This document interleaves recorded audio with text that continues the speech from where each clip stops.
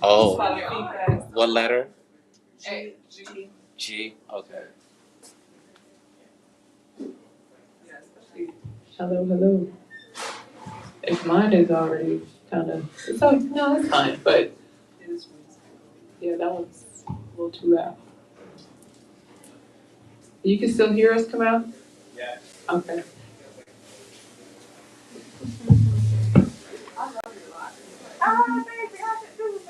Thank you for bringing me to my stuff. Oh, absolutely. Yeah. Oh, first time? Yes, it is here. It's so beautiful. It's right here. I'll be back. Again and again. Yeah. How long did you live in DC when you lived here? I was only here for a couple years. It was way back in the day. You know, I used to live in Tacoma Park because I worked in DC. But then I went to New Mexico and lived there for 10 years. But now I'm back in Baltimore with my sister and my niece, you know, to be a part of their lives. So anyway, but I'm the DMV. Yes, New Mexico. That's cool. Oh, it's beautiful. Yes, I love it there. Yeah, I realized you lived for 10 years. Yes, I was. Wow. Only a baby, my sister's baby was let me out of there. Yeah. Yeah. I don't know, but yeah. Happy to be on here. How are we doing? Okay. Can you hear me? This sounds so much better. Yeah. Yeah, it sounds better. Yeah. Okay. We good? All right.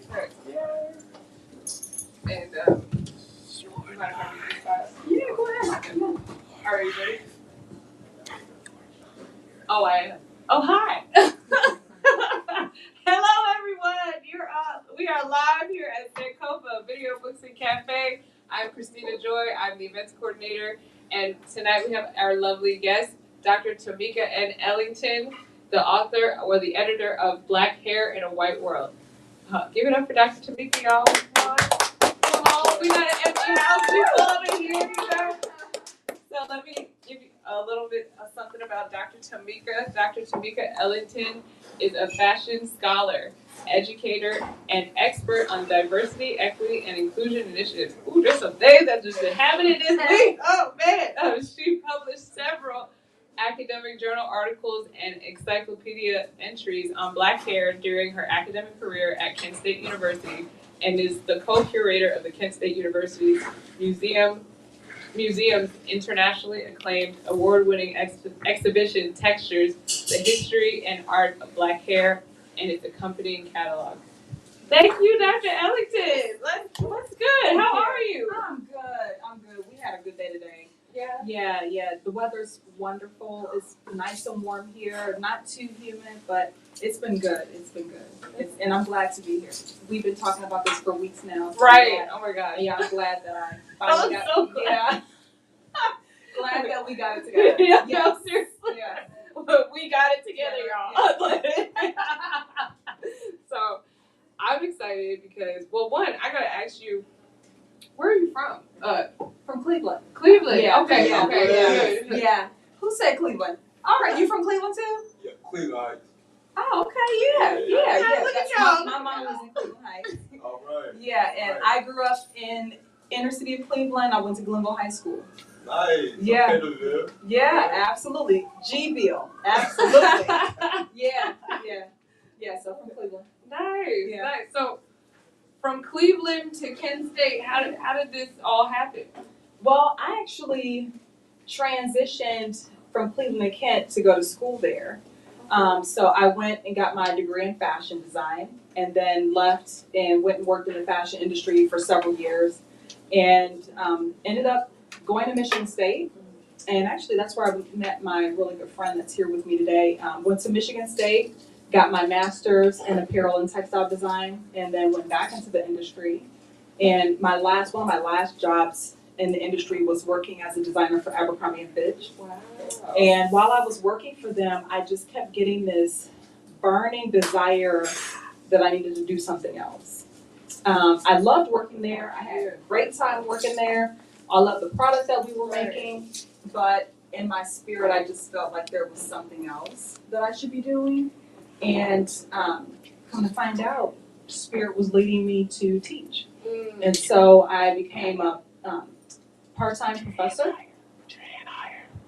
Oh, I became a part-time professor at the Kent State Fashion School while I was working on my PhD, and just kind of trickled in from there. Like once I realized that teaching was really what I'd like to do, and I finished up my PhD, and then through some hard work, I became the first Black professor ever at the school at fashion design at Kent. Wow. Yeah. So I worked there for about 15 years, teaching at Kent State University, and then served as assistant dean for the College of the Arts, and then now I'm full-time entrepreneur, Wow. doing motivational speaking and authoring books and that kind of thing. All So- the things. Yeah. First of all, that's amazing. One, I'm sure there are plenty of misconceptions about your degrees, right? What goes into a fashion design degree? Like, what are you learning? And then for you to go to get a master's in apparel and textiles and then end up at like such a huge, well-known brand. Yeah. Like, what are they teaching you that like prepares you to go on this route? Yeah, so if you're a designer, you're learning about illustration, how to communicate your ideas on paper. So that's one of the most important things as a designer is to learn how to communicate on paper. Once you can learn how to communicate on paper, then that's like half the battle there. Because once you can communicate and communicate well on paper, then you can get somebody else to produce the art or the clothing or whatever it is you're working on. But they teach you how to communicate on paper, which is AKA illustration. And then they also teach you how to do sewing, pattern making, draping. And so we learn all of those things because those are all things that go into the engineering of clothing. So we learn how to put the clothes together, what goes into that, how to, like I said, communicate on paper, and then we learn the rest when we get into the industry. So a lot of it too is like, depending on what's happening at this particular time. So when I was a student, we learned certain technology that was needed. So when I was teaching, I actually taught something called technical design, where I was teaching students the engineering of design via Adobe Illustrator and Photoshop and that kind of thing. So so we learned the technology that's needed in the industry and how to engineer the clothes. Wow, that's so cool. Yeah. And then as a master's student though, it was more geared towards fashion as a social psychological concept. So looking at not just the practice of fashion, but looking at what goes into the mindset of body image, what goes into the mindset of like when your self-esteem, self-efficacy, all of that is wrapped into fashion too. Like how we present ourselves to the world really has a lot to do with how we feel about ourselves, right? And so doing a lot of that research, and that's actually how the research about hair came about when I was a master's student. So my very first research project that I did as a master's student was about Black hair. Boom, and then here we are. Yeah. So like, how long?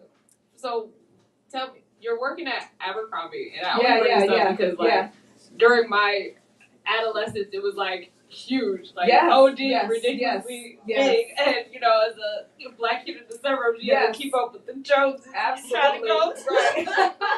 So I'm trying to figure out if I was wearing a Black woman's design. Because that's significant. I would never know that. Like, well, Abercrombie has had their problems. Of course, dear God. They've had their problems.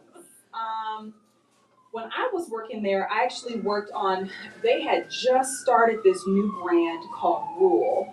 I don't know if you remember Rule. It only was in existence maybe 2-3 years and then it kind of faded out. But Rule was supposed to be the elevated version of Abercrombie. I mean, Abercrombie was already expensive. Right. But Rule was the step above that. So I think the reason why they had a hard time with it is because they couldn't really find a fit in the market for it, because it was still kind of Abercrombie clothes, but just a little bit more upscale. Like the fabrications were a little bit more upscale, the cuts and stuff were a little bit more upscale, but it just didn't do well because it was a little too expensive. I mean, everything was expensive. We were shopping at the outlet, okay? What? Yeah, it was too expensive. But I worked on Rule, and I worked in Rule. I designed men's clothes. So I designed men's button-down dress shirts, pants, active apparel. And then I moved over to women's, and I designed women's dresses, woven bottoms, skirts, and so that's what I did. So It's pretty cool. yeah. And so now you're at Kent State. You I did the was hair at Kent State. You were at Kent Yes, State. I was. Yeah. And you were doing then you had the hair project. So what was the first hair project? My very first hair project at Kent State as an academic was a research study that I did that's actually I published in this book. It was a continuation from my master's research. So what I did was my master's research happened in 2002, between 2002 and 2004. And so when I got to Kent, I wanted to see had anything changed since I did that research, because my master's research was all about Black people, Black women, and whether or not they needed to have a certain level of self-esteem in order to wear Black hair, in order to wear their natural hair. Because around that time, that was around the first little phase of what we call the natural hair movement, right? So in the early 2000s, that's when it first started. And then after, I would say 10, 12 years later, when I became a full-time academic doing research, I wanted to find out if anything had changed. Because a lot of the feedback that I got were, people talking about being discriminated against at work, being discriminated against in their household, family members not quite understanding why they wanted to have their hair like a pickaninny, right? Okay, so 10, 12 years later, I did the exact same research all over again, just to get what we call it's like almost like longitudinal. Yeah. So I wanted to just see over time, was there any difference in that data? And there wasn't much difference. There wasn't much. Only thing that had changed was the type of hairstyles that we were wearing. So back in 2002, 2004, that time, most of us was just wearing kind of like either like a afro or cornrows or locks. Some people might have probably had like wearing like twist outs or something. But then now what ended up happening was the hairstyles got more versatile, right? So they were still natural hairstyles, but it was just a lot more of a variety. Yeah, unfortunately, that's the only thing that changed. Yeah. But even from now, let's really get into the book. Yeah. So one, how did you come to bring all of this together? So did you set out to create this type of book, or was it like you were given the opportunity to create this type of book? Yeah, well, I wanted to be able to have a work that was more substantial. I wanted to have a book. Like I said, I've been doing this work for a long time and have published on my own, book chapters and journal articles, encyclopedia articles, but I hadn't written a book yet. And so I really wanted to have a book. And so one of the ways that I wanted to do that was not to just have my perspective about Black hair, but I wanted to have other scholars' perspective about Black hair. And so that's how I came up with the idea for an anthology about Black hair, because there are so many scholars out there that are doing this work about Black hair, but they're doing it in different topics. So one of my co-authors, she works specifically in media. Yeah. And so she looks at Black hair in the media. Yes. And then I have another scholar who wrote in the book, she's looking at Black hair in regards to social movements and things like that. So there's so many aspects about Black hair to study. And because my research was mostly on the social psychological, the body image, the self-esteem, I wanted to have other people's perspectives about Black hair. And that's how the book came about. Yeah. This is excellent. Yeah. I must say. Yeah. I was, I've only really gotten to the media one and but I have been looking through this this is amazing. It's so interesting. It's things that you would never think to associate with Black hair. You know, and in some instances, I feel like we intuitively know this. We know all these things that you're studying, but we're not necessarily talking about it in this way. Yeah. And I particularly the the print media. Yeah. Woo, that I Yeah. love that. I'm Oh, a good. magazine. Good. I love her. I love magazines. Yeah. So looking at all of those advertisements from 1900 to Yeah. the 2000s, Yeah. the fact that one, I love that you said that what was surprising was that there were more dark-skinned models than you had realized. Yeah. And because the overarching narrative is that, lighter skin is in. Yes. It's Yes. all nonsense. And, Yeah. and the fact that there were, look, I think it was 77% Yeah. of the Yeah. models were dark-skinned. That's great. That is great. Yeah. But that took some time though. Right. It took some time I'm for it to sure. work. And then that only showed up a lot of times in the products that were geared towards quote unquote natural hair. Mm-hmm. Mm-hmm. Yeah. Yeah. Yeah. And it's like, because like once you think about it I like how you open up the book with your story, Oh, with yeah. your hair story. Well, that's what got me going. Yeah, please share. Yeah, as a dark-skinned black woman with kinky hair, it was rough in these streets. And the reason why it was rough is because we were still so brainwashed from colonization, from enslavement, and we hated ourselves for a long time. And in many ways, we still hate ourselves.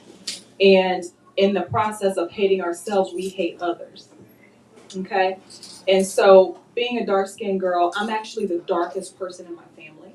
So my brother and sister and my mom are just like maybe a few shades lighter than me. And so I remember my brother, I love him to death, but he used to tease me about being adopted just because I was darker than everybody else. Shut up. But he was an aggravated It's little like- brother, right? Right. But but like that type of stuff is always happening to kids in our little circles and in church. Right. Yeah. That was, Yeah. he was kidding around, but Of course. still, but that stuff sticks with Of you, course right? It sticks with you. And I had this little boy at school when I was in 5th grade that I had such a crush on. He was a Puerto Rican little boy. Handsome. I had the biggest crush on him. And he one day, in front of the whole class, said to everybody that I had nappy hair. And that stuck with me too.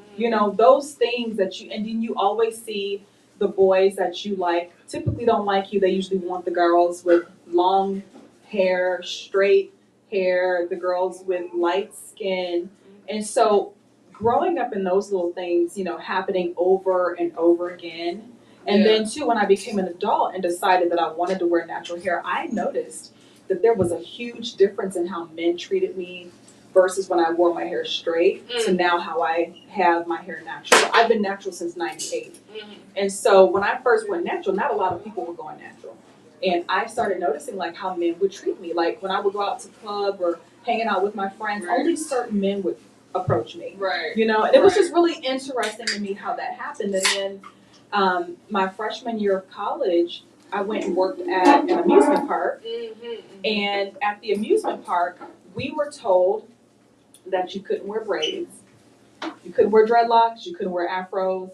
And at the time, I was just transitioning to becoming natural. And so I had like a little curly afro. And so they told us that we had to look all-American. And all-American meant no black hairstyles. And so I didn't last very long. I didn't last very long at that amusement park. But those things, what I call, oftentimes I call them hair traumas. Those hair traumas is what led me to be so interested in wanting to understand why the world has had such a difficult time with our hair. Yeah. Man, we all got the hair trauma. Yes, we do. Absolutely. Absolutely. Got the hair trauma. Yes, we do. I'll never forget. I'll give you one of mine. Okay, please. Yeah. For I think it was 4th grade, school picture. Tried to straighten my hair for the school picture. That's what my mama did at least. And but it was raining and we lived right around the corner, so we just walked to school and everything. By the time I got to school, I had a big old fro, and it wasn't a cute fro. It was just like I just got rained on my blowout, like.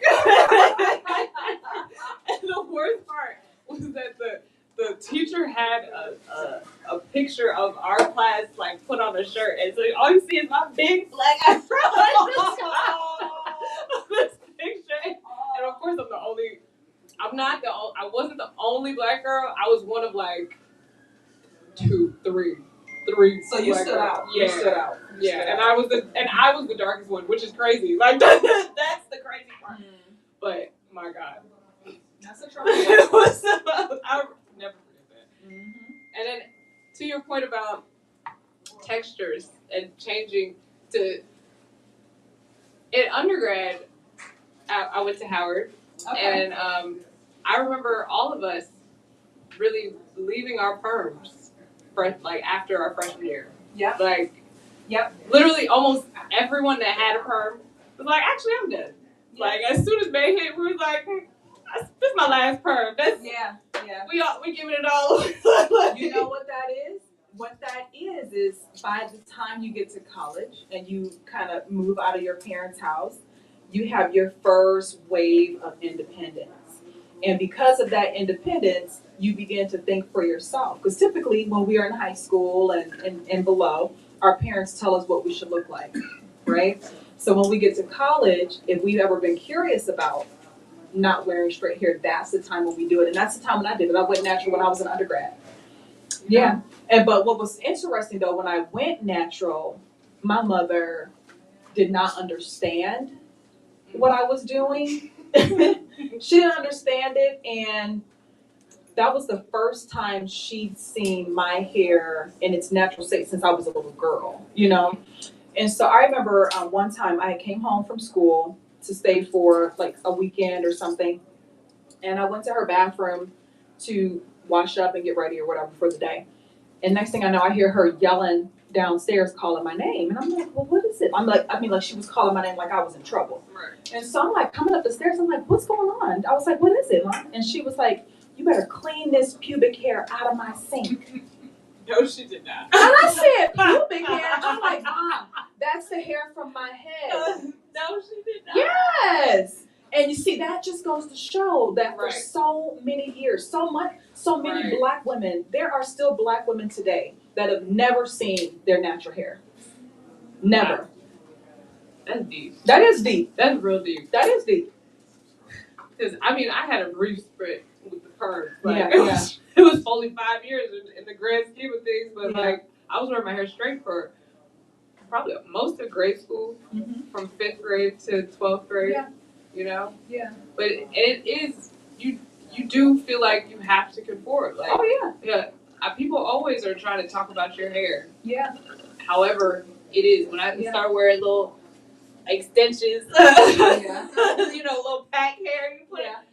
My friends would, everyone would be like, I was in the suburbs, so everyone would want to touch your hair. Oh yeah. I used to have to pat my weave, so then Yeah. one of my best friends, who is still my best friend, she's a Filipino girl. She used to help me pat my weave in class. Because it would be so itchy, and I was like, yo. But it was kind of like it was a joke, right? Yeah. Like it was like it was a thing that because we're just not comfortable with our own hair. Yeah. Until we get comfortable, and then everyone else is not comfortable. Ooh, that's Like because even when I switched to locks after having my fro out in undergrad, my family was looking at me like, girl. My grandma would say to me every time I went home, "You want me to pay to get your hair done, sweet?" Oh wow. I keep my hair. You're doing what? Like, what is now? Because it's long. Oh, let me get some of this. Let me get some of that hair. Here, so. I have a story about that. So, for many years, I wore locks. I had locks for 2 different rounds, and my first set of locks I had for about 13 years, and they were probably about as long as yours or a little longer. And I just decided one day I was done. I was just ready to start all over, so I cut my hair all off, like all the locks were gone. So I come to work. I mean, I didn't have to tell anybody at work that I was cutting my hair. One of my colleagues just so happened to be a black woman. I come through the door. She's like, "You cut all that beautiful hair off you had?" I'm like, "Yeah." Like, what's the big deal? She was so upset with me. Like, couldn't believe, like, she was like, your hair was so long and you cut it all off. I'm like, it's just hair. I'm still beautiful without it. But we are so attached to that colonized look that we can't help but to fall into that. Even if our hair is natural, as long as it's long, Yep. then you're okay. Yep. Mm-hmm. Yep. Yeah. I used to be like that. Yeah. And this is why I have locks, because I've always wanted long hair. And I didn't know how else to get long hair. Oh, Like literally, and I was like, I was overdoing my hair after I did go back to being natural. I was like, I've never liked doing my hair. I go to get my hair done. I like always. Yes. So I just needed something easy, and I also had tried out faux locks for like senior year, and I was like, oh crap, this could be me. Like it's definitely me. But like, God, I had a point. Texture. You said something that triggered this thought, and it's gone. It's completely gone. You said something.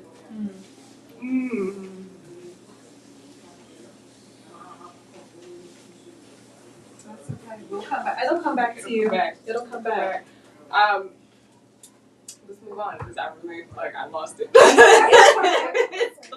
So, out of all of these studies, which would you say was your favorite, or what did you find most interesting? You know, I don't really have a favorite because I think they all add so much. But one of the ones that I loved the most was the one that was the very last chapter in the book. A researcher, her name is Teresa Moses. Teresa is actually a graphic design artist. And she lives in Minneapolis and hosted an event called Project Natural. And what she did with Project Natural was absolutely wonderful. She was able to get a grant, and with that grant, she hosted a 2-day, I think it was like several weeks of over the course of several weeks. So she had, I think, like 4 or 5 different sessions over the course of like a month, where people would come on the weekends, and she would teach Black women about Black hair. Black little girls would come, and she would teach them about different aspects of hairstyling. She would teach them about, again, loving oneself. They had all of these different amazing activities. She had speakers that came through, and they were talking about various aspects of Black hair. And I think her chapter is my favorite because it really gets down to what this whole thing is all about. About awareness, about educating ourselves, about us learning how to love ourselves, the way that we are authentically. And so, yeah, I love Teresa's work. So that's probably my favorite one because she was so connected in with the community, and I love that. Because I'm sure she found that many of us don't know how to do our hair. Right, we don't. Which is why we don't be trying to do it natural. Right. I remember. Okay. I was the long hair police. That's what Really? Yeah, I was the long hair police. What's the long hair police? As in, and I remember saying this a lot as a kid, like, because people used to say that me and my sister's hair was long, and it used to be like shoulder length at most, like maybe it would get to here, and I would be like, no, it's Black girl long. This isn't real long hair. Ooh, this is what I used to say to myself. wow. I was like, this is what used to be ringing in my head, to the point that like one of my best friends now, she's Haitian, so she's always had like just longer hair. She's kept her hair straight. Her hair is a little bit looser than mine, or actually her is a lot looser than mine, but she keeps her hair straight, and and so now her hair is probably here, but her hair is like always vacillating between here, and so she cut her hair like really short. She cut her hair a few times, but like one time she cut it really short, and I was like, oh my God, how could you do that? How could you do this to your hair? Da da da da da. Even when like I had initially met her, I tried to be like, oh, that's not your hair. Like, this programming is so deep. It's so deep. It is deep. And you don't realize it till you look back at yourself like, oh, that was you? Oh, that's not good. That's not good at all. Yeah. I'm just happy now. I got my black girl long hair Yeah. for real, you know. Yeah. But it's like, I have to come to my most natural self, right? And Me yeah. too. That's the only time that's the only time that I ever had quote unquote long hair was when I had my locks. Because my hair wouldn't grow maybe to my shoulder, maybe like you said, black girl long hair. But I never really had super long hair. But a lot of us do. A lot of black girls do have long hair, but for some reason some just. I think it's really I what think they've it's been telling us to do with it that's really making it short. Yeah. For real. All the chemicals and all of the things that we do strips it. Absolutely. Yes. And then when we just leave it alone and just let it go. Exactly. And just let it be This itself. is the let it go. And Let it go, y'all. Let Yeah. it go. Let it be and let it do what it's gonna do. Absolutely. Yeah. Yeah, because I mean, we can't, like, even though we can't escape their ideals, like, we don't have to aspire to them. And I think that's what you're bringing up, especially, I guess, going back to the media piece in the self-esteem aspect, is that if you don't, I mean, what's most, I guess, what am I trying to say? The thing I love about magazines is that they're reflective of the time. They're a time capsule. Oh yeah, they are. And it's reflecting what's going on in black people's heads, like on the page. Yeah. And so you're seeing these advertisements that are reflecting what we're going through in real time. Right, right. Because, like you said, 60s and 70s, we out here rah-rah, black people, that's it. Yeah. And then drops. Like, oh, I kind of care about black people. Yeah. I kind of care about myself. Like, we are vacillating constantly with our identity. Yeah. And Well, I was actually just talking about that earlier today at 12 o'clock. I hosted something called the Procurement Project. Okay. And so I was talking about how black hair is in waves of fashion cycles. So fashion cycles every 20 years. And so black hair, what I've seen over time, has been cycling over 20 years. So now we have to think about it. Like the most recent cycle is early 2000s is when we started the natural hair movement now, right? And so now things have shifted. In 2020, now we have like this plethora of wigs. It's a total pendulum swing. People, like a lot of people, actually there's been a couple articles that have been written about the fact that now people are giving up their natural hair. Like they're going back to straightening their hair, and it's a pendulum. It's unfortunately the natural hair movement was more of a trend than it was a lifestyle change. I'm trying to bring awareness so that people can make it a lifestyle change and not a trend. That is what I said about black businesses. This is why I'm in Sankofa right now. Okay, Yeah. because back in 2015. Or really back in 2014 when the Eric Gardner decision happened, I had started to look up things that we can do, and buying black is one of those things that we can do. And you know, as you've said with like, I'm sure there's research on this. I haven't researched specifically like the ebbs and flows, but you can see there are ebbs and flows with us buying from each other. Yeah.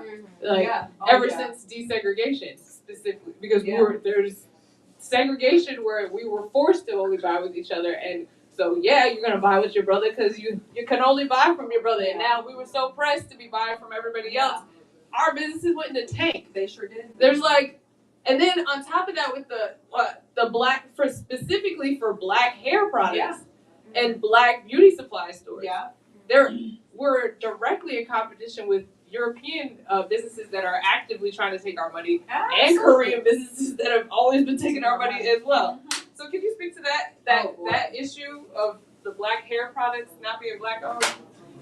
Okay, so that chapter that you were talking about with the media, one of the aspects that I looked at in that research was looking at the fact that who the dominating product owners also changed throughout history.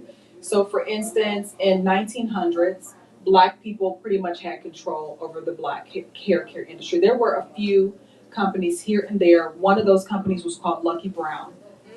Lucky Brown was a company that was owned by white people.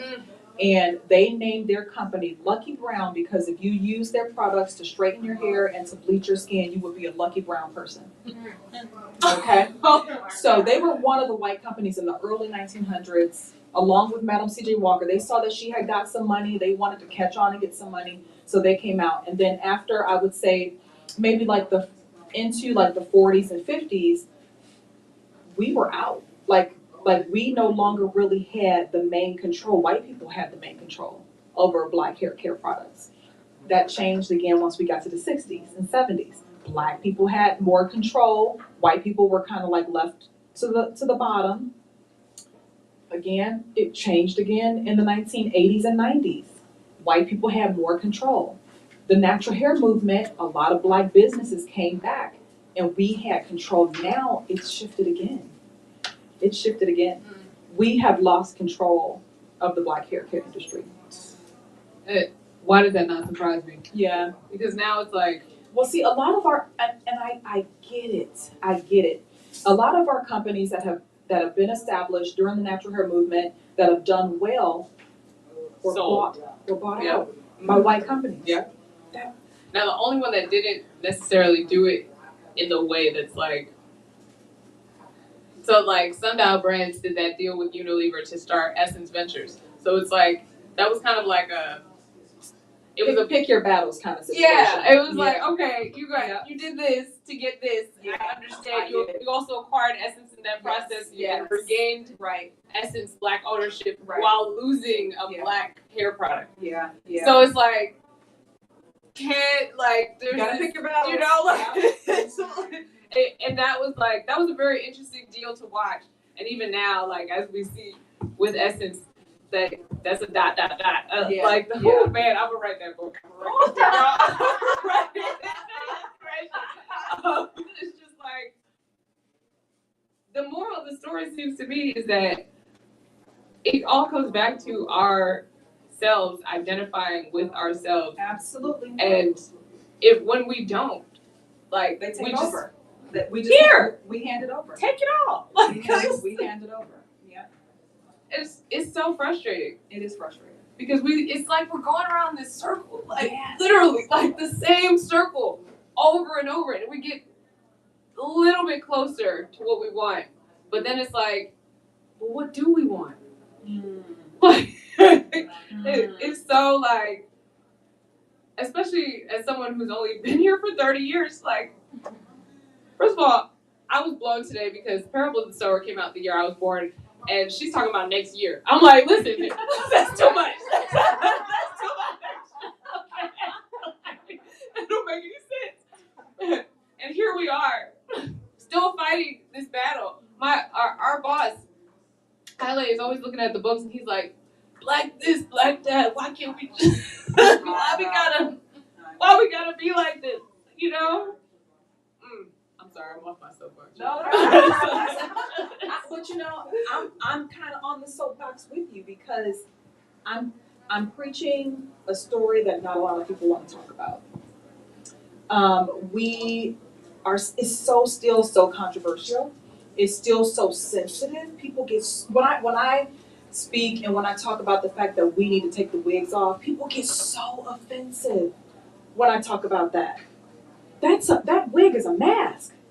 We are masking who we are. And people are like, okay, well, we're doing it for versatility, blah, blah, blah. Have you looked at any of our traditional black hairstyles? You see the versatility right there.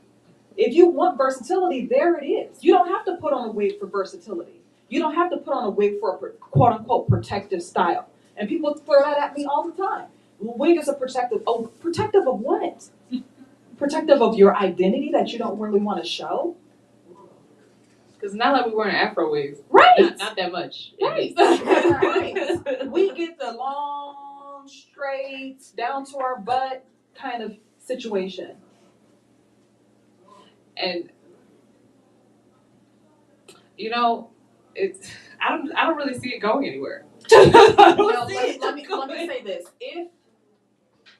If it is predictive of what fashion is doing, by 2040, we'll be back to natural hair again. This 20-year cycle, we'll be back to natural hair in 2040. Now we're on this wave of moving away from natural hair. People are doing these wigs, they're doing the straight hair. It's the pendulum swing. Right. 2040 we'll be back. Mm. But I'm just trying to continue to bring awareness so that we don't have to go through that fashion cycle.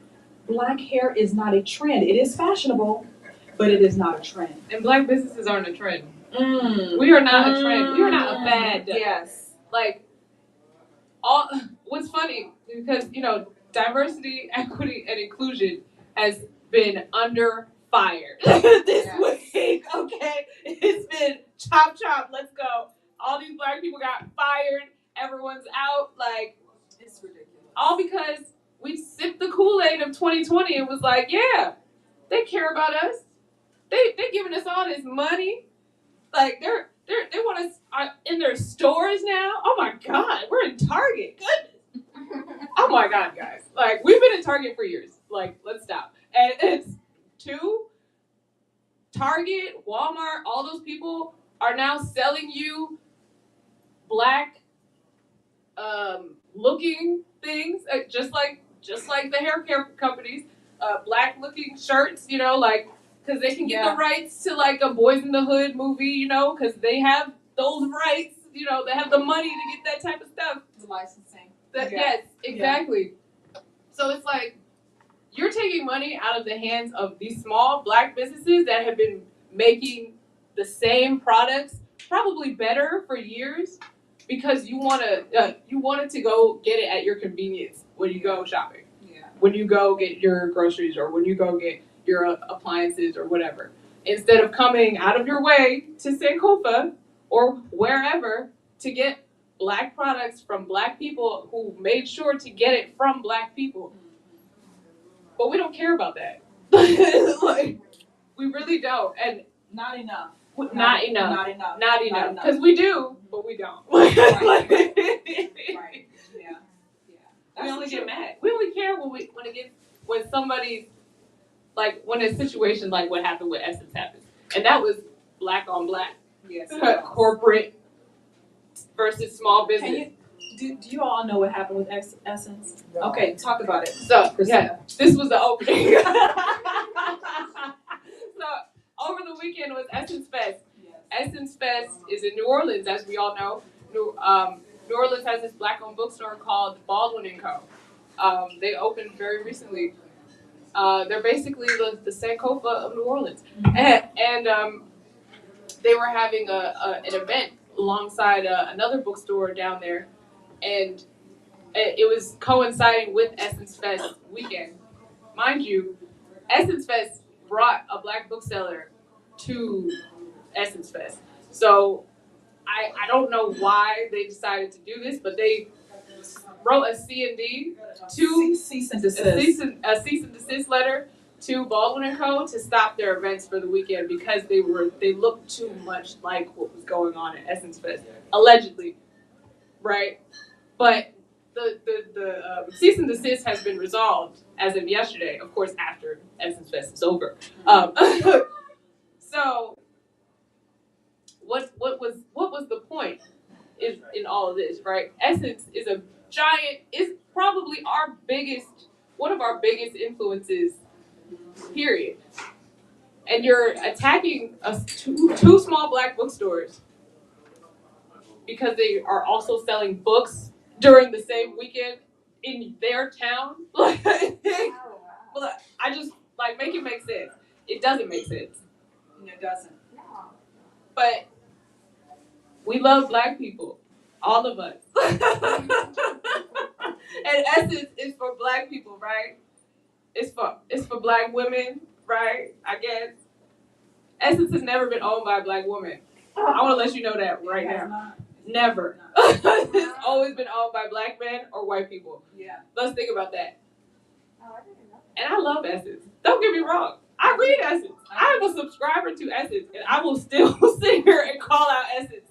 Like, we can't be doing this to each other when we're already under attack at all times.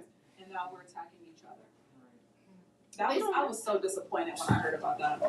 I was really disappointed. Well, that wasn't Susan Taylor. I mean, Oh, was she still the one? Okay. Well, Susan Taylor's not the editor anymore. No, she hasn't been an editor Yeah, for a minute. yeah, she's Yeah, long Susan gone. Taylor, she's left such a strong legacy.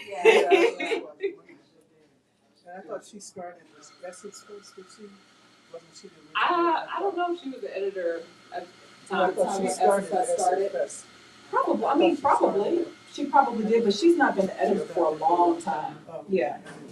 I mean, yeah, I'm telling y'all, I can write the book. I could write the book.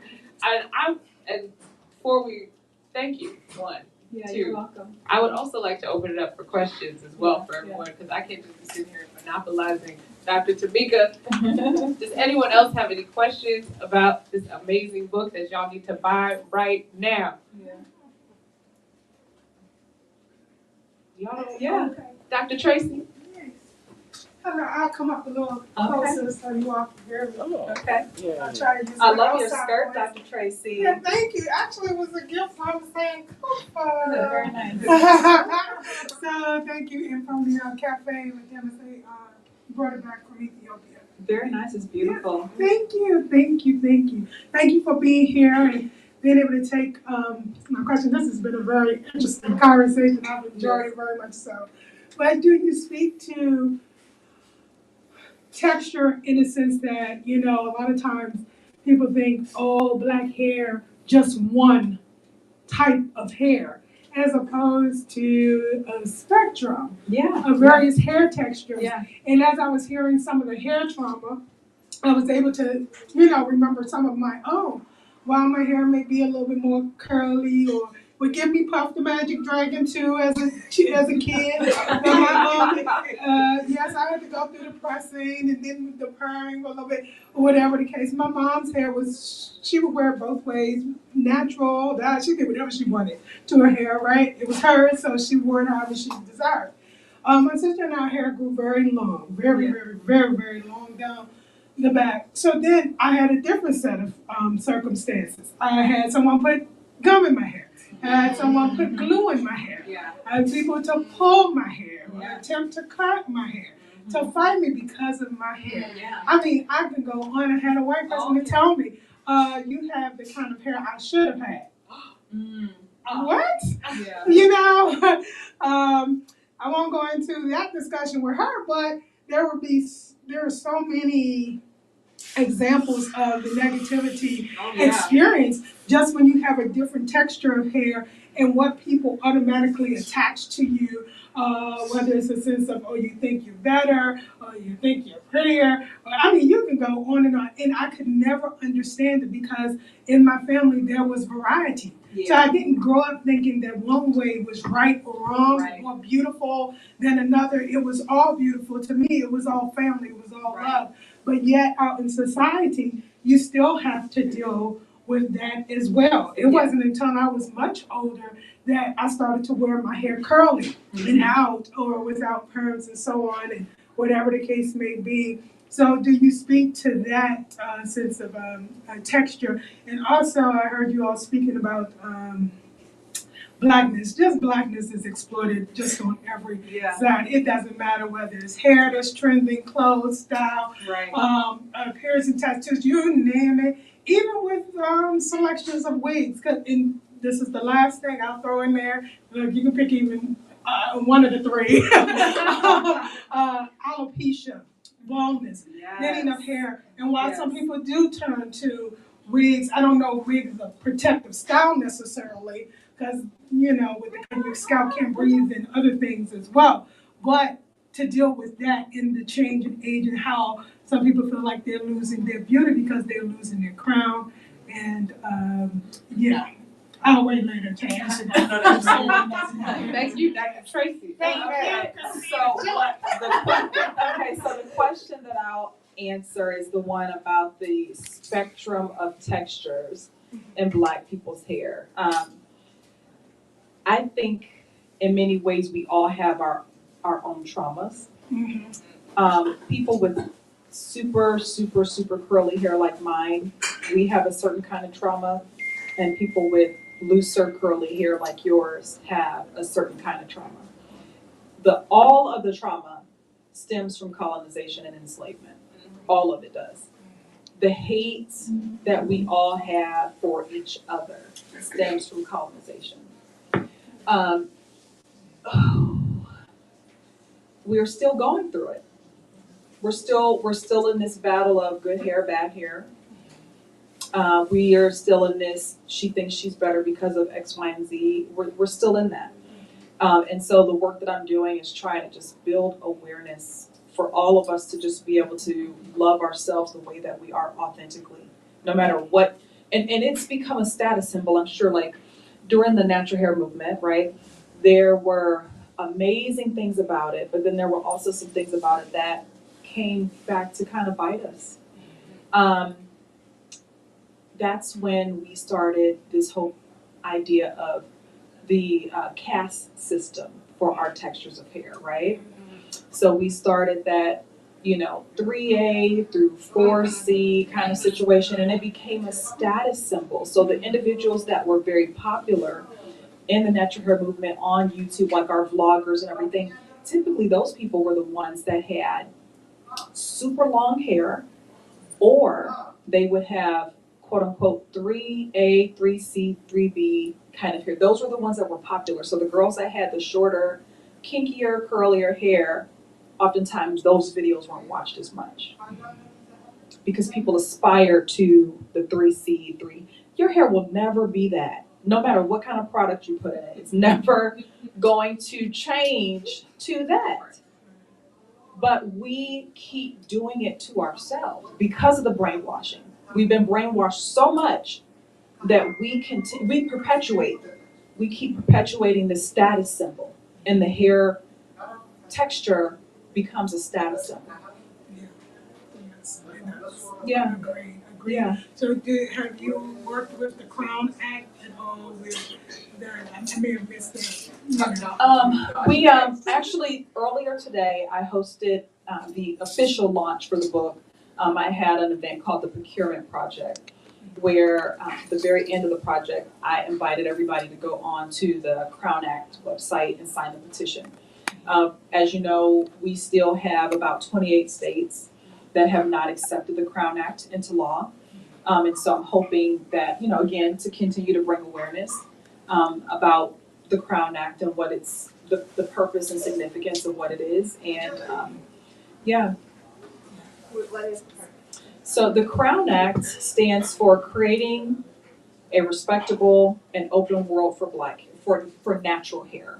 And so really what it is it's legislation that's been put in place so that Black people won't be discriminated against because of them wanting to wear their hair natural. The law started in California in 2019. They were the first state to adopt this law. Soon after, New York adopted something very similar. And since 2019, we've had 22 states. Texas was the very last one. Just a few weeks ago, they adopted the Crown Act. Yeah, Texas, yeah. So I know, right? Right? Right? Texas. Right? Look at them getting stuff right. Right. So they were the very last state just a few weeks ago to accept the Crown Act into law. So many states across the United States are still fighting to get the Crown Act accepted in their state.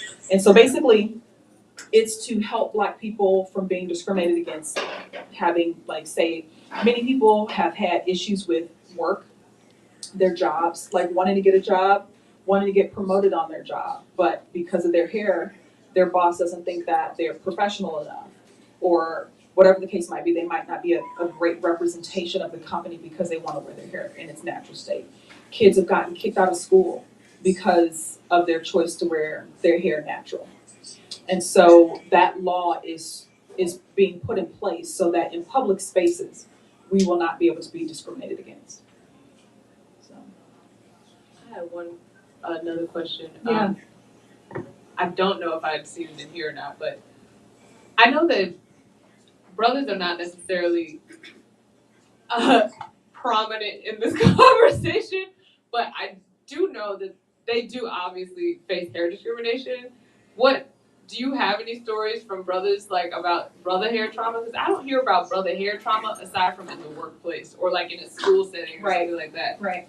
And that's mostly where they have the issue. When men have issue, it's mostly in regards to work.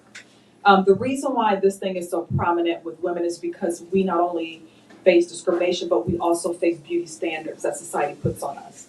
And because we are the ones, Black women, we're the ones that have to adhere to beauty standards, that whole idea of natural hair is a more severe crisis for us than it is for Black men. Now, what I will say, and this is just the God honest truth, if we are ever going to get beyond this thing, we need our brothers to get on board with us, because in so many ways, our Black men are just as brainwashed as we are. Oh, yeah.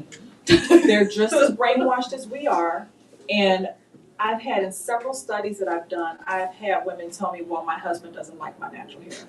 Or my partner, they doesn't want me to have natural hair. Or I feel like if I get natural hair now, I won't be able to find a date.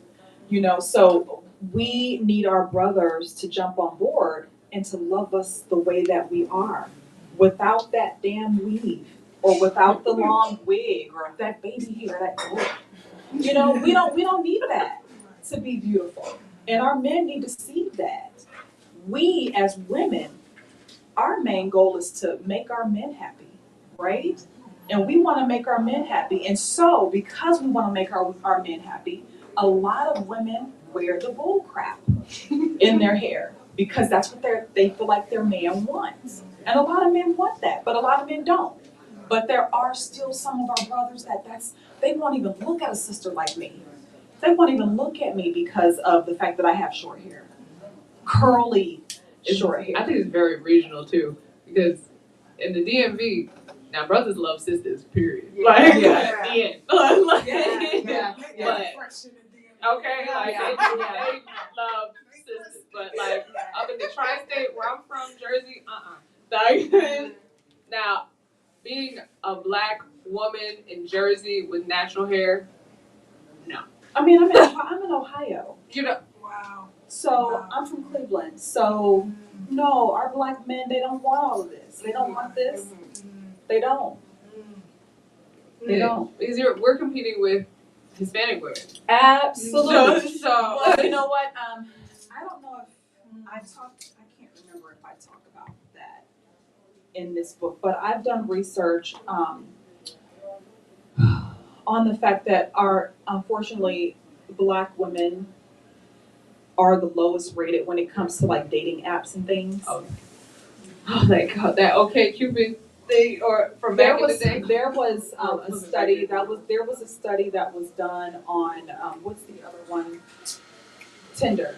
Okay. Yeah. So there was a study that was done on Tinder that talked about the fact that Black women were the women that were picked the least out of all women. We were picked the least, and we were also picked the least by our Black men. Black men preferred Asian women, they preferred Latin women over us, which hurts. That hurts. And I am not one to say that there's anything wrong with interracial relationships or anything like that, but what I can't stand is when our brothers purposefully pass us up for somebody else. They purposefully don't even look at us for someone else. And then don't acknowledge the colonization of their mindset. Yeah. Because it's like, oh, but that's my preference. But That's as another sister said, I see her, like, somebody had said this recently. She's like, but didn't you just, it was our next guest, Dr. Chris Marsh. She said, she said that her friend had said to her that, I like light-skinned girls with long hair and something like that, right? And she was like, I wish he would just say, well, I've been conditioned to like the European aesthetic, so this is as close as I can get. Be honest. But you're not thinking about that. You're thinking, I like light-skinned girls. I like loose curls. I like this. Why do you like it? Why? Does your mama look like that?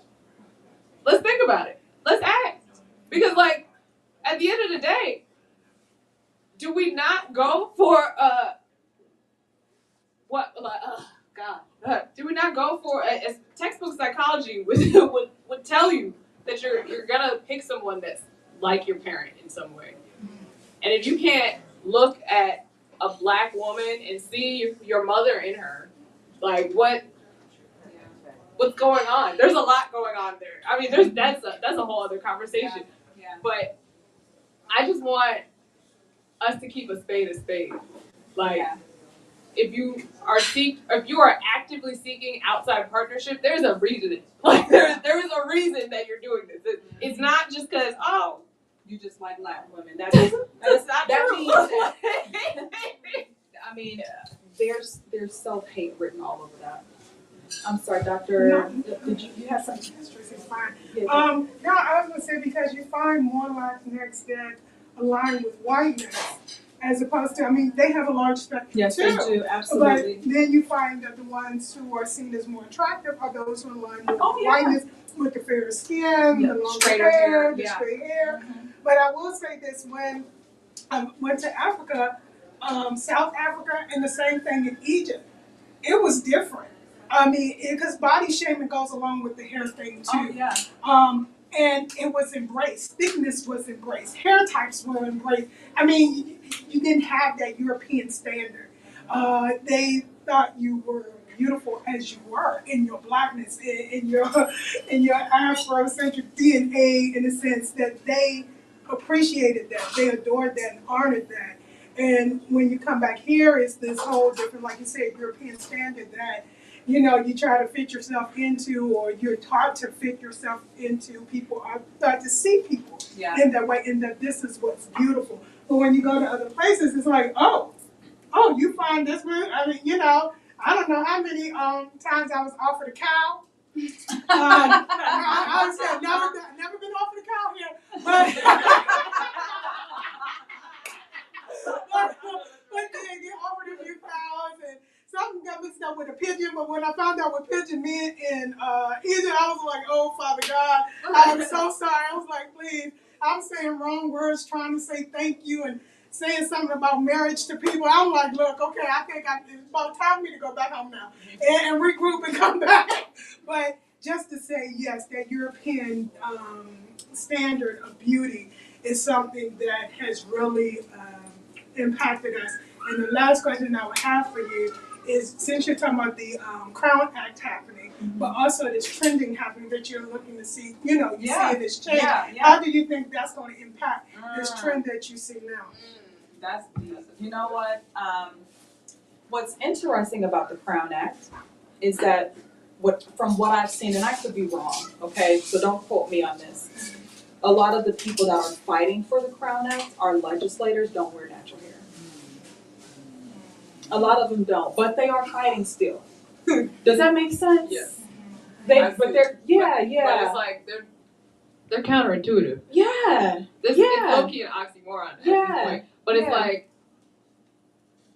I think they are proving the point that we need it. Because they can't wear their hair like that up there. Right. We just got the Supreme Court justice with her locks. Right. And that was a big That was a deal. stretch, y'all. That was a big deal. It's only because her locks are thin, y'all. I'm telling you, if she has a big old chunky locks, Oh, she would never. Yeah, she would never have gotten them. Yeah, but I think, you know what, that's a really great question. I think that if we can get this law passed, and in the next 20 years when we have our new round of the natural hair movement, or whatever we decide to call it at that time, I think people will feel more free. Okay. I think people will feel more free. Like here in the natural hair movement that we previously had, people still felt uncomfortable coming out. But I think if we can get this law passed throughout the rest of the United States, people will, like, once they make that wave again, they'll feel more free. And maybe, just maybe, more people will stay natural. Because they'll feel more free. That's the goal, right? Oh, yeah. To be free. Absolutely. Don't y'all want to be free? My God. Yeah, absolutely. Absolutely. Yeah. Thank y'all so much for coming out. Yes. Thank you, Dr. Tamika. Where can everyone find you? And are you working on another book? You know what? I am thinking about another book. This next book that I do, so I'm an empowerment speaker. So I do speaking engagements for universities, schools, corporate offices, and my next book that I'm gonna write is probably gonna be an empowerment book. So I have an empowerment book my very first one that I wrote called Make Fear Your Superpower. And so my next book will probably be some kind of empowerment book, will be the next one. Or, I mean, you know, I go wherever spirit tells me to go. Because, you know, if I start this empowerment book and spirit tells me to go someplace else, then that's where I'll go. So, but yeah. But you all can stay connected with me via Facebook, Instagram, LinkedIn under Dr. Tamika with an E. Ellington, like Duke Ellington. And I have a YouTube channel, Dr. Tamika Ellington. And then I also host a podcast called the Black Beauty Activist Podcast. Nice. And yeah, thanks. And I talk about different aspects about Black women on that podcast. So I definitely talk about hair, but one thing that I also talk about is confidence and the fact that so many of us as Black women suffer from a lack of self-confidence. And a lot of times what that stems from is fear. And so I talk about that on the show too, but please subscribe to the YouTube channels and keep up with me. Thank you so much. I had about 3 questions, Oh, but I great. didn't know it was so Yeah. close to the end. Oh, no, you're fine. Yeah. Okay, well, one was when you were talking about the natural hair movement being a trend, and you were speaking of like starting around the 2000s. Yeah. Because I was thinking of the time in the 1960s when I first got the natural. It was more of a lifestyle. You know, we were making like a political and cultural statement. And it could actually be dangerous. I remember, you know, in the 50s getting my hair straightened, and my hair kind of looked like the sister on the book. And I was looking at the mirror, and I said, you know, I could see the beauty even then, right? Yeah. And I said something to the hairdresser. I said, you know, this doesn't look that bad. I said, you know, I could go out like this. This girl, if you go out like that girl, they'll arrest you. But what happened was they literally did arrest Black women who had their hair like that. Yeah. Especially in the South. I'm from Detroit, so we're kind of neighbors, right? Yeah. But in North Carolina, Mississippi, Black women during the Civil Rights Movement and wearing naturals like that were getting arrested for wearing their hair. Oh, yeah. And it's still, you know, I had a question also about the Crown Act. I had heard something about, didn't it come before the Supreme Court or some court? So it passed in the House of Representatives, Uh-huh. and we're still trying to get it passed in the Senate. It has not passed. The Senate actually knocked it out. This was December 14th of this past December 14th. It got up to the Senate, and the Senate said no. It's a federal Okay. policy. Yeah, they're trying to get it to be a federal policy, a federal piece of legislation. Yeah, but so the House of Representatives passed it, but not the Senate. Not the Senate. But was there some court case where they said that, well, because Black women can change their hair, it's not, you know what I'm speaking about? I have read about that. Because they could change it, Yeah. that means that it's not something that can't be changed, even though your experience with the hair getting wet. And I was thinking that this is a good case, but whatever that. Do you Right. remember No, what that- I feel like I read remember what something that like that. Yeah, I read Yeah. something about that, and I thought it was in some federal court case That's so. where that that's decision was baloney. made. I know, right? 'Cause- That's below. I mean, we can change our hair just like white people can change their hair too, Right, or they other were They people. were saying that was the reason They why. can change their hair too, but is it right? Right, you're right. Oh, I mean, Is totally it, yeah, you know, is it right? It's not right. Right, We shouldn't have to change our hair. exactly. Right, just to go to work. Right. Everybody gotta go to Or work. to get a job. We shouldn't have to. Yeah. But that's why we're still fighting to get it passed. Right, okay. Yeah. So, but that just was, again, going back to the 1960s, and then not even long after that, in the 70s, a lot of sisters who were wearing naturals were wearing dreadlocks. But I think it was not so much a trend, a fashion Well, at that time. it was. You It just- still was. Because think about it. Uh-huh. As soon as the 80s came, what did we do? As soon as the 80s came, what did we do? We went to the Jerry curl and we started straightening our hair. So people left their afro behind.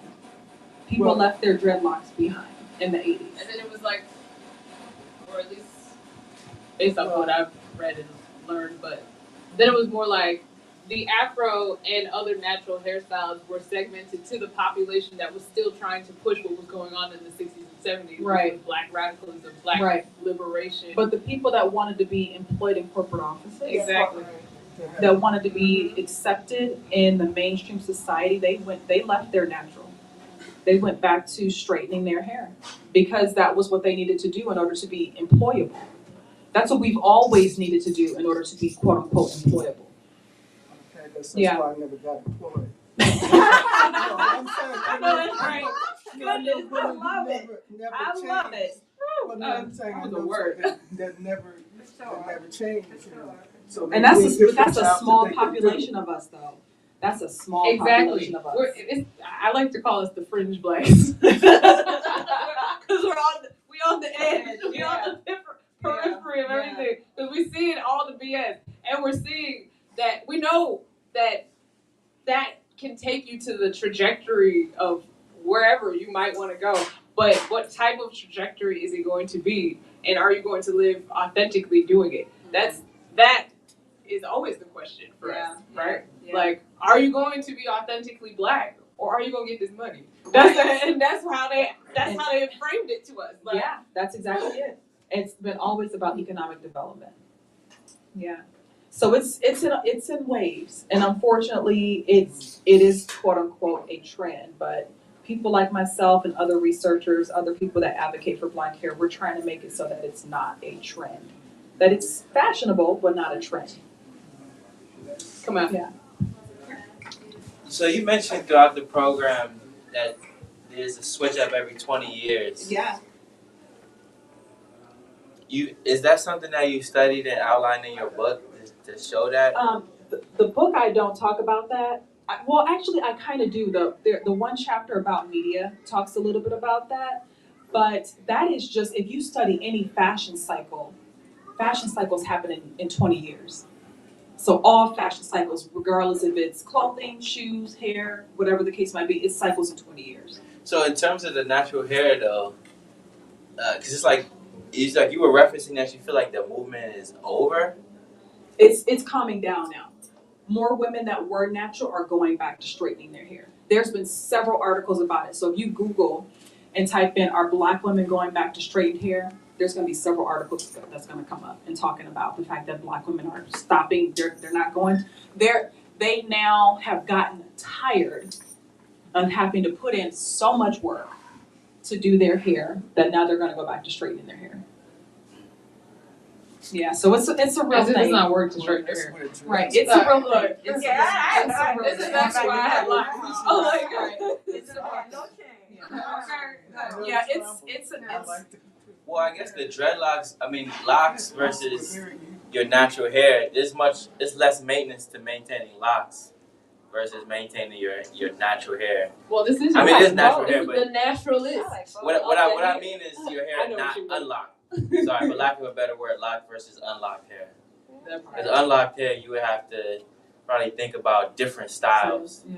But locked hair, there are different styles, but the hair is held in place. You don't have to comb through it Yeah. and things like that. And that's what people So that is work. And that's what people are. But see, the thing is, but let me just say this.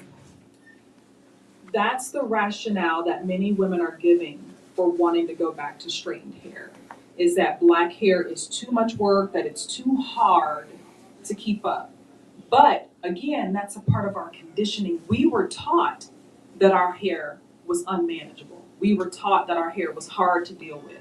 We were taught those things. And so it's going to be hard for us to unbrainwash that and come to a point where we're okay with spending the time. I keep going back to our ancestors. You know, our ancestors in various African countries, they always had these amazing hairstyles. They took time and just did what they needed to do the hair. You know, and instead of it being this chore.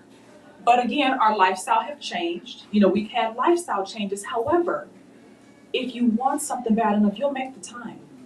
If you want something bad enough, you'll stop doing whatever it is you need to do.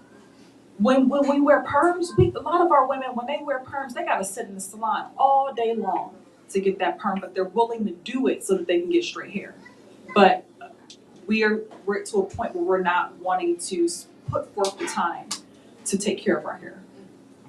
I'm sorry, Shanetta. Oh yeah, no worries. Yeah. So I love my hair straight. Not straight, but when it was loose. You know, like I love doing my hair that way. I would take the time to do it. But thinking about the journey and then my commitment to my identity as a Black woman and not wanting to sit in anybody's salon to do my hair, I had moved. I was here in D.C. with my loose hair, moved to the Southwest where there was nobody to trim my ends or, you know, to do anything to help me care for my hair. So I was, so I was like, I'm gonna lock my hair. It was the easiest solution, but it was still the commitment on my journey to be my authentic self. And I love my hair this way. If I ever cut it and maybe go back loose, I mean, it's all good. You know, it's all beautiful. I felt beautiful in all ways. So anyway, I don't think that we are a monolith in terms of the choices that we make, in terms of our hair and how we want to present ourselves to the world. But I think for those who are committed to their authentic Black selves, they will go the distance. Absolutely. They will go the distance. Absolutely. And so this is a lifestyle, be it, is. you know, loose, you know, or in the lock version. Because it's an aversion, you know, to white society, either way you cut it. And even if you have your hair straight too, you know, they don't like that either. But what do I like? And what do I want to attract from the men in my life? You know what I mean? Like I don't want to I'm not judging anybody. You know what I mean? I'm just gonna do what I feel is best for me and my commitment to my own identity. You know, so it's not a trend for all of us. Yeah, and I mean, I think something should be said for those women who risk going to prison, you know, who risk getting jobs, who get, you know what I'm saying, a lot of things. Of course there is. There were big sacrifices, and even though they were small in number, the people in the civil rights movement and the Black liberation movement were small in number compared to, you know, you can go Absolutely. back to, so I'm just, you know. And even the But law. we gotta get everybody else on board. Right. We gotta get everybody else on board. Come out, it says the critical mass. Yes. The critical mass. Absolutely. Because we're so siloed that Yes, we don't, we are. but like there's just not enough of us doing it all at once. Yeah. And making the mindset shift at the same time. It's like some of us, it's like you said with these movements, some of us pick it up and then maybe 75% will put it down. And then maybe the next one, maybe 30% picked it up and then however many put it back down. But it's like, we have to increase that critical mass so it's all of us. Yeah. Not just, here. And Dr. Tracy? No, I was going to say, it's so important just to have freedom of choice. So however you want to do you can do it in confidence and in freedom.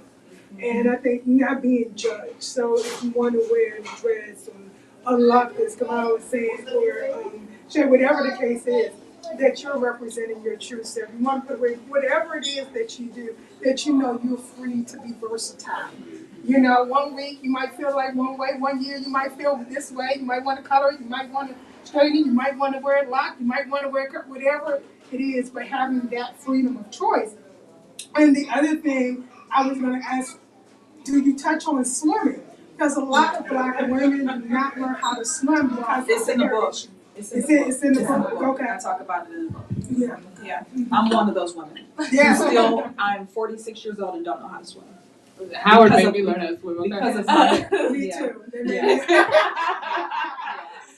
Howard University enforces swimming in order to graduate in the College of Arts and Sciences, and they tell you why Black people don't know how to swim. Yes, that is funny. Yeah, but it's so true. Thank you so much, Dr. Jamika. Thank y'all. Y'all been a great audience. Thank